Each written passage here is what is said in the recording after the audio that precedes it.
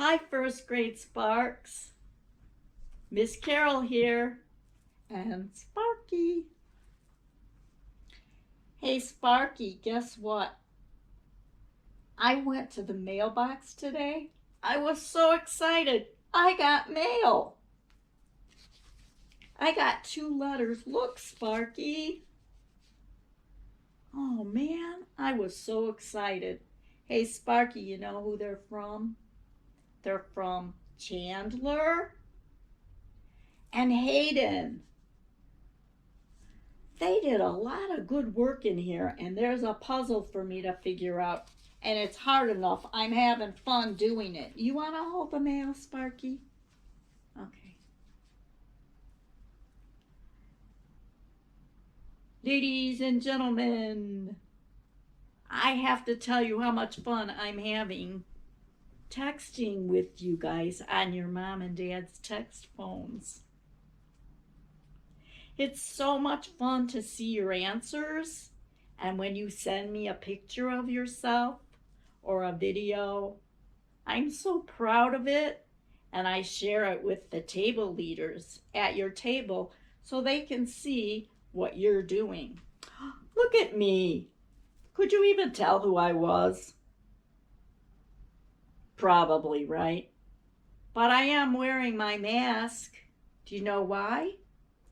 Because we didn't get to do that day together. This is our calendar, and we couldn't meet on the day when we wore the masks. So if you want to, you could wear a mask and send me a picture of yourself in it on text. That would be cool. So today we're going to do what I plan to do on Mask Day.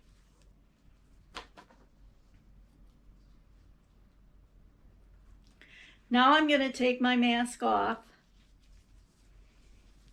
and we're going to have one of our biographies. Remember, our biographies are about judges, prophets, kings, and this one is about a priest in the land of Israel.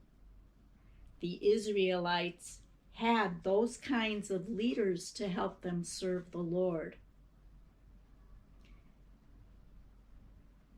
The job of the priests was very special. There were lots of priests, and they worked in the temple, a big temple of God. It was a very special place, and they had very special duties. And there was a most special place in the temple called the place of the holy place. It was so special and so holy that only one priest could go in there, and only one day a year. There was a very special thing in that holy place. And I'm going to show it to you now. This is called the Ark of the Covenant. And in the book of Exodus in the Bible, God told his people, the Israelites, exactly how he wanted the temple to be and exactly how he wanted this box to be, the exact measurements, the kind of wood it was, and that it would be covered inside and out with a layer of gold. There were 3 things inside this box. And the 2 angels on top of the box were gold too. Inside, the 3 things that were in the box were a gold cup with manna.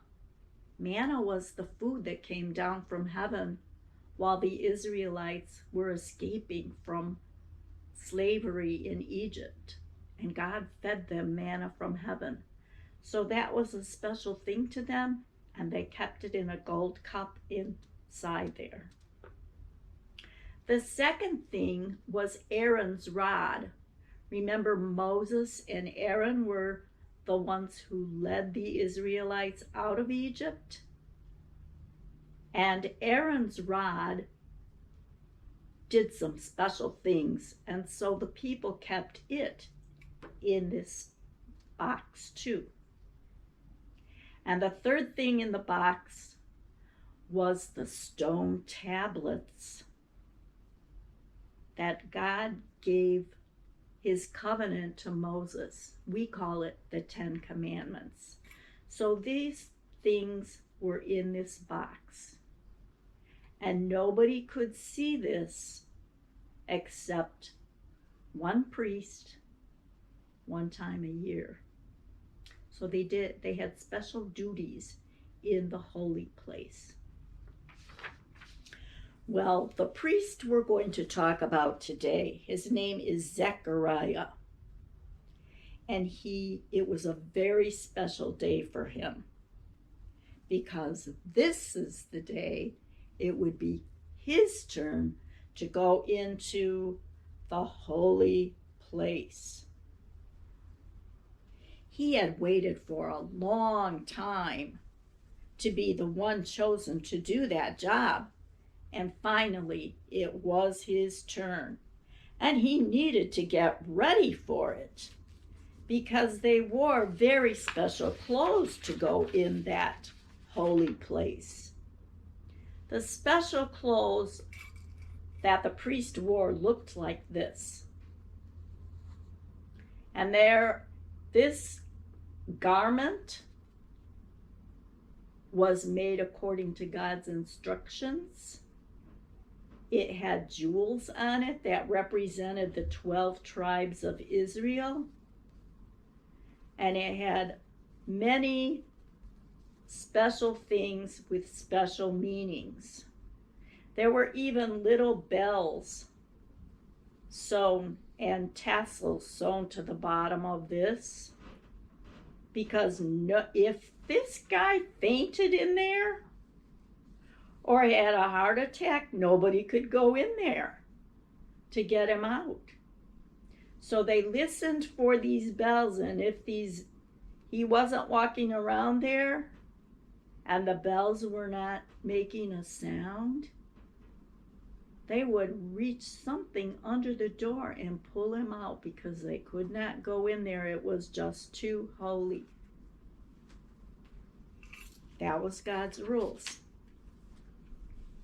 So Zechariah got ready, and soon he knew he would be all by himself in that holy place. He would burn some sweet incense to have a sweet smell to the Lord.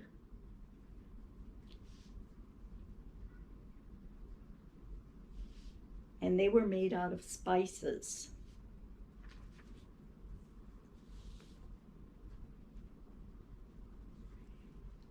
He was very honored to do this job. So when he got all dressed up and ready, he was ready to step over the threshold into the holy place and say prayers for God's people in there. Zechariah stepped into the room. It was time to begin his special job. All of a sudden, he got this strange feeling, and he stopped, and he stood like a statue. Someone was in the room with him.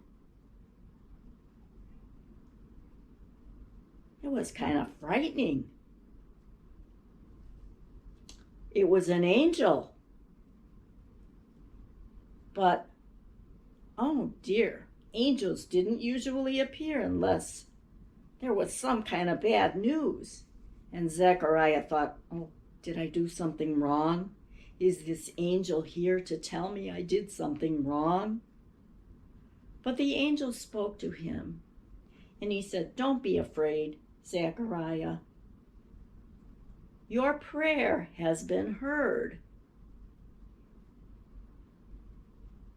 Your wife Elizabeth will have a son, and you will call his name John." Zechariah stared at the angel. "A son? Now? We've always wanted a son. Elizabeth and I prayed for a son our whole lives, and now we're too old to have children. It just seems impossible." Then the angel spoke again. He said, "God will be with your son, and he will become a mighty prophet like Elijah. He'll tell God's people that the Savior is coming." Zechariah shook his head. This was just too hard to believe. How can I know this will really happen?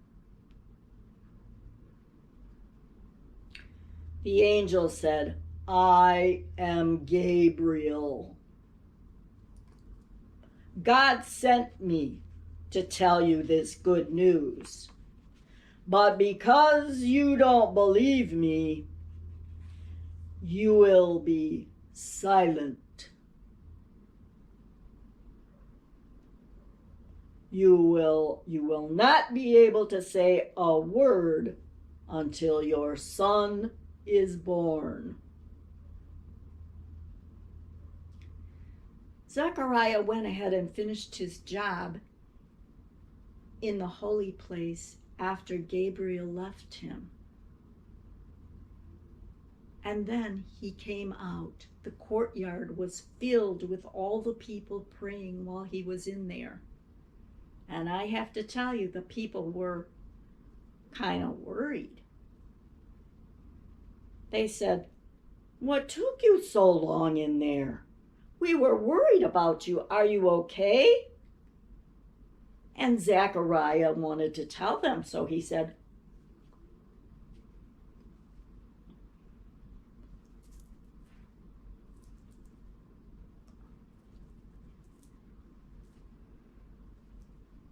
"Yes, you're right. He opened his mouth, but no words came out. The only thing the people heard was silence." Then Zechariah pointed.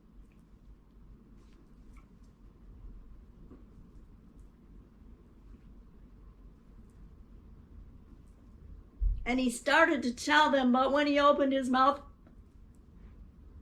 you're right, nothing came out. Again, silence. No matter what he did, Zechariah couldn't say a word because he had not believed.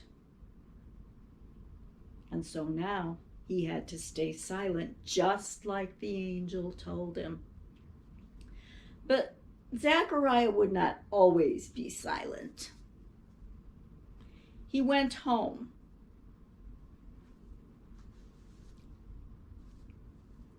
And sure enough, his wife Elizabeth, who was an older lady by now, did become pregnant. She did have a child.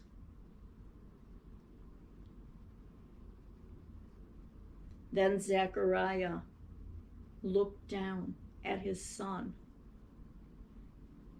and he was able to say, "My child, you will be the prophet of the Most High God. You will tell people about the coming Savior, the one who the whole Israelites have been waiting for. He will save them from their sin forever.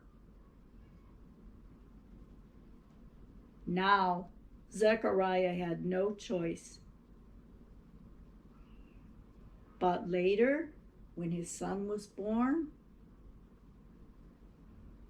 he was able to speak again. His son was John the Baptist, who told everyone that Jesus was coming and was the Savior who God promised.